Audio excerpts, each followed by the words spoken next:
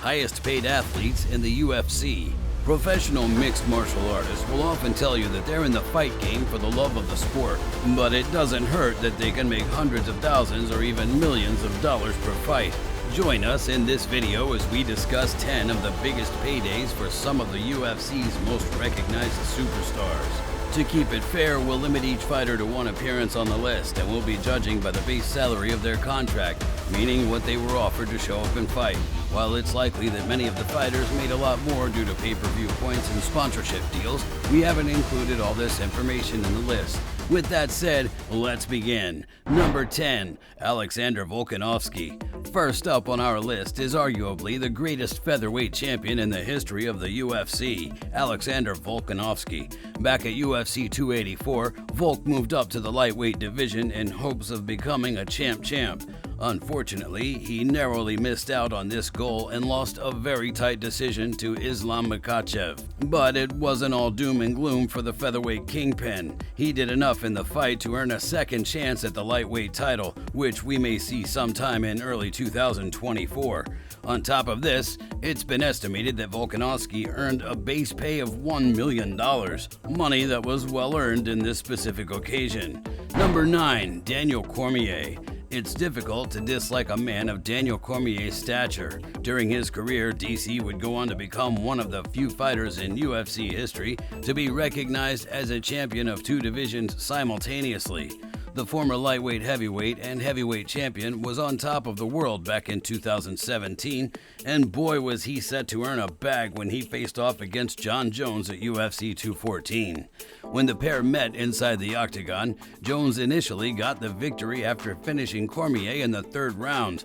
However, the newly crowned lightweight champion would soon have his title stripped, and the fight was ruled a no contest due to doping violations. According to various sources, Cormier earned a paycheck of $1 million for the loss, and with additional PPV points and sponsorships, it's thought the grand total of his earnings for the fight against Jones was approximately $2.3 million. Number 8, Israel Adesanya. Considered one of the greatest reigning middleweight champions in the history of the UFC, Israel Adesanya has had his fair share of enormous paydays. After all, he's fought in 10 consecutive title fights. Following his loss to Pereira at UFC 281, Adesanya was given an immediate rematch that went down at UFC 287, and this fight would earn him one of the largest paychecks to date. After finishing the Brazilian Warrior in the second round of their fight back in April, he was able to reclaim his middleweight title, but also walked away with a check of slightly over $1 million. It was later reported that the Kiwi may have earned over $3 million after additional salaries, including pay-per-view points. Number 7, Nate Diaz. Since Diaz first arrived on our screens back in the 5th season of The Ultimate Fighter, he's been a longtime fan favorite. The Stockton native isn't one to turn down a fight, and no one will deny he took the tough road to a major paycheck. Following promising wins over Gray Maynard and Michael Johnson, Diaz called out Conor McGregor, and the Irishman gladly agreed to entertain the Stockton superstar. However, no one could have imagined that Diaz would finish McGregor by way of submission in just 2 rounds. This immediately set up a rematch which went down at UFC 202.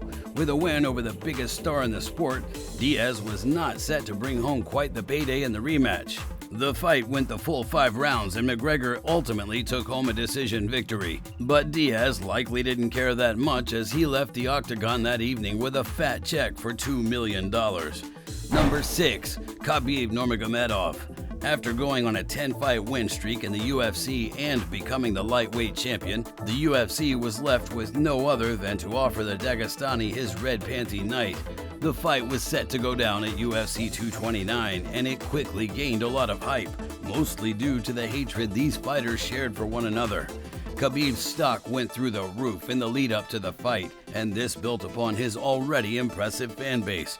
Ultimately, this led to the Dagestani earning a massive payout of around $2 million after he famously submitted McGregor in the 4th round of their clash. Number 5, Georges St-Pierre. The former longtime welterweight champion Georges St-Pierre decided to hang up the gloves in 2013 after successfully defending his title 9 times. While many assumed this would be the last we ever saw of GSP in the UFC, he made a shocking return in 2017 and challenged Michael Bisping for the UFC's middleweight title at UFC 217. The French-Canadian superstar would go on to finish Bisping by way of a rear naked choke just before the end of round 3, in the process becoming a two-division champion. But you might be asking yourself why GSP decided to return at all. Well, it could be due to the fact that he was guaranteed a $2.5 million just to show up. We can't argue with GSP's decision to return when a bag like that is on the table. After it was all said and done, he went on to reveal that in total, the former middleweight champ made around $10 million. Number 4, Brock Lesnar. Brock Lesnar retired from his professional MMA career back in 2011 following 2 consecutive losses by way of knockout. He made a brief return to the WWE, where we can assume he earned a fair amount of cash even as a part-time entertainer. But Dana White had one last offer for Lesnar and persuaded him to come out of retirement in 2016 and face off against the beast that is Mark Hunt. The pair were matched up for the co-main event of UFC 200. But just how did Dana convince Lesnar to return to the octagon after a 5-year break? Well, he simply offered him a bag he couldn't refuse. Lesnar made a reported $2.5 million for his return and did so in style, earning a unanimous decision over Hunt. However, his win would soon be overturned as it was revealed Lesnar had violated USADA's anti-doping policy. Number 3, Jon Jones. Earlier in the year, we saw the highly anticipated return and heavyweight debut of Jon Jones at UFC 285. While many assumed Jones had met his match in the French kickboxing specialist Cyril Gane, the former longtime lightweight champion quickly proved to fans why he's widely considered the greatest mixed martial artist of all time. Jones immediately went on the attack as the fight began, and just over 2 minutes into the first round, he locked Gane in a tight guillotine and forced the Frenchman to tap. According to sources, Jones earned a base pay of around $3 million for showing up, but it's thought that with his pay-per-view points and sponsorship, the GOAT earned over $7 million. Number 2, Ronda Rousey. Ronda Rousey changed the way the world looked at female fighters, and her paychecks certainly backed up this opinion.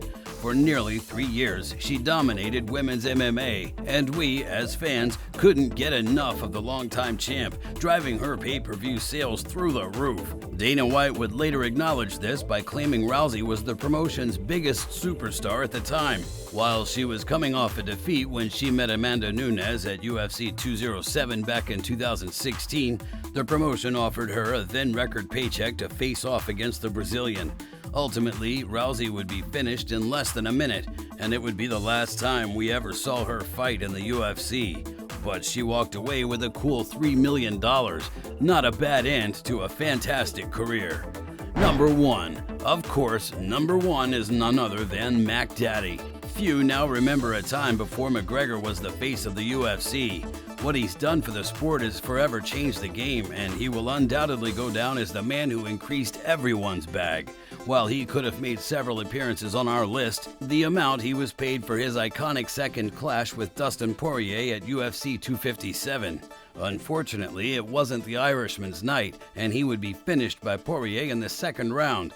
However, he was still in for an enormous payday. According to various sources, McGregor made a base pay of around $5 million, but after it was all said and done and his pay-per-view points were added on, it's estimated he made a whopping $20 million in total from this fight. I guess sometimes it also pays to lose. And that's our picks for some of the largest paydays in the UFC's history. Were you surprised by some of these paydays, or did you expect anyone to earn more? Let us know what you think in the comments section below. If you enjoyed this video and would like to see more like this, hit that subscribe button and follow along for weekly uploads. As always, thanks for watching, and we'll see you all next time.